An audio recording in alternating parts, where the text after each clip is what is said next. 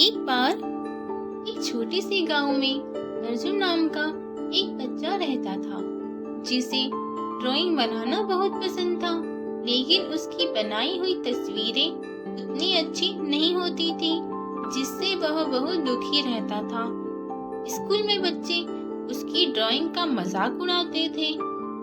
एक दिन अर्जुन उदास होकर नदी किनारे बैठा था कि अचानक उसे एक बूढ़े बाबा मिले।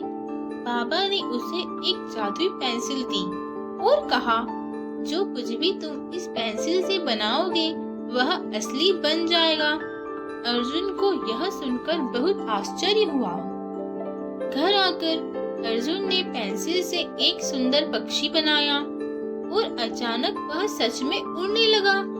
वह बहुत खुश हुआ और रोज नई नई चीजें बनाने लगा, फूल, खिलौने, यहाँ तक कि खाने की चीजें भी। धीरे धीरे उसका आत्मविश्वास बढ़ने लगा। अब स्कूल में बच्चे उसकी ड्राइंग की तारीफ करने लगे। लेकिन इसी बीच गांव का एक शरारती लड़का रवि अर्जुन की जादुई पेंसिल चुराने की कोशिश करने लगा। रवि ने सोचा कि वह इस पेंसिल से सोना, हीरे बना सकता है। एक रात जब अर्जुन सो रहा था तो रवि चुपके से पेंसिल चुराकर भाग गया। उसने जल्दबाजी में सोने की मूर्तियां बनाई, लेकिन जादू केवल अच्छे इरादों से ही काम करता था। जैसे ही उसने लालच में कुछ बनाया, वह सब धूल में बदल गया। रवि डर गया और दौड़ता हुआ अर्जुन के पास आया और सारी बात बताई।